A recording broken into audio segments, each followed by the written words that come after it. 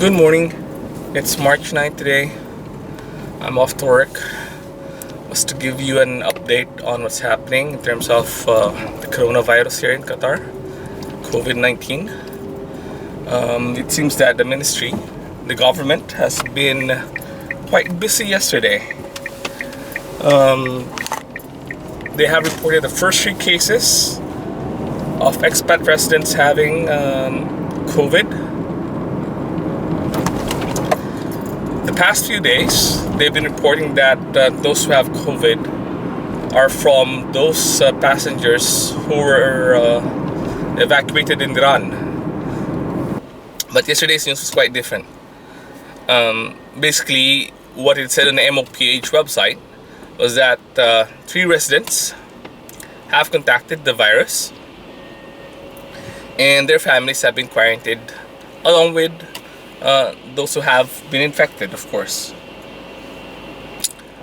So that's something different because now it's residents within Qatar, within the community. So it's like a local infection. They didn't mention what nationality they were, or if they took a flight somewhere and returned back to Qatar. There's no mention of that. All that it mentioned was that this were 3 expatriates. Now later on in the evening, what happened, I woke up about 1 a.m.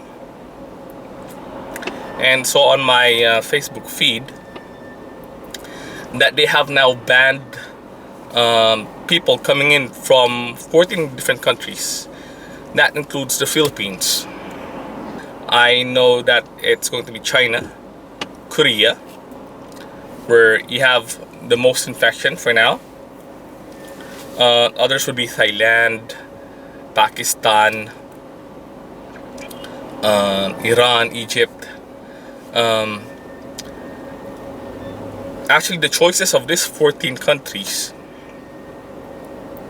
from what I see it's not based on how infected the country is.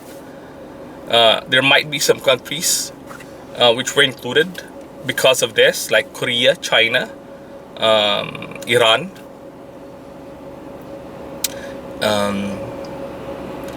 But aside from that, the other countries like the Philippines has like 10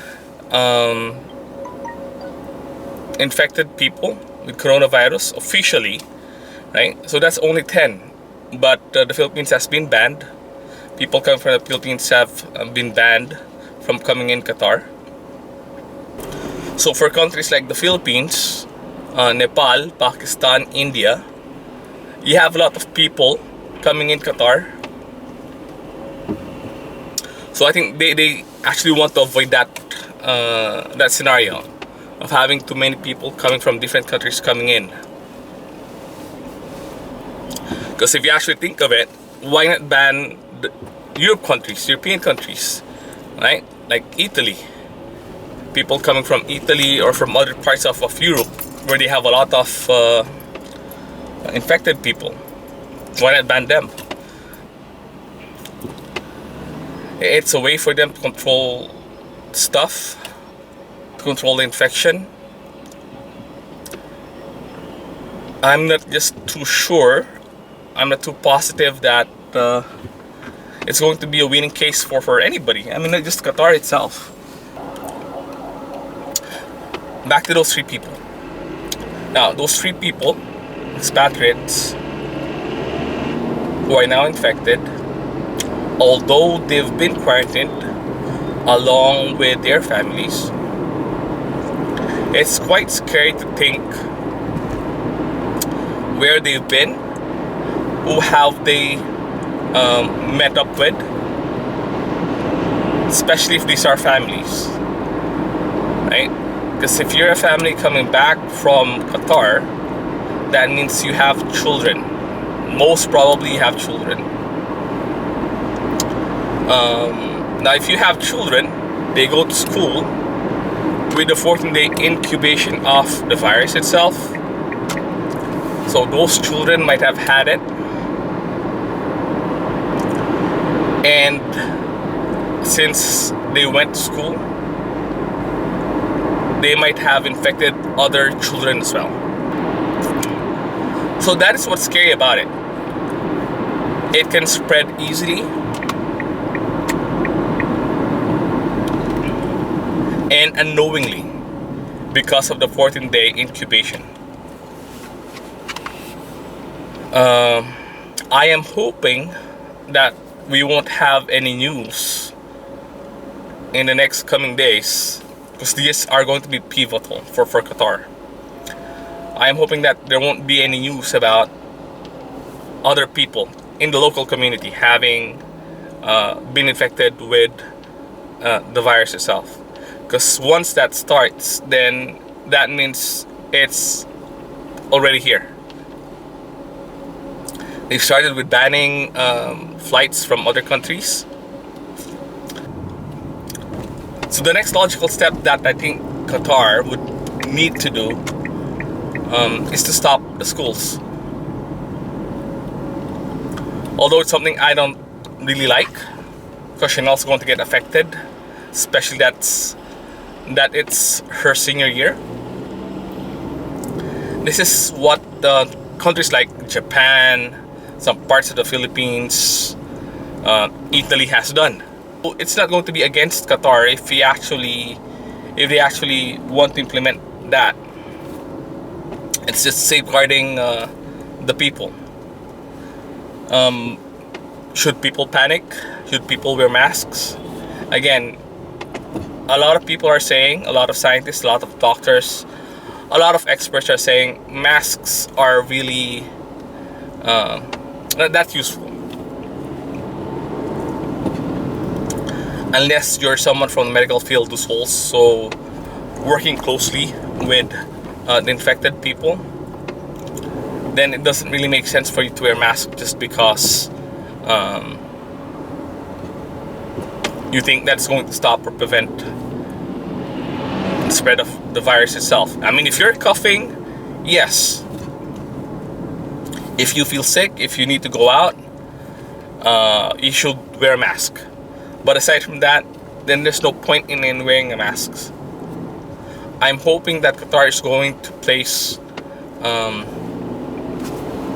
disinfectants, hand gels across all public spaces, especially for the metro or the train.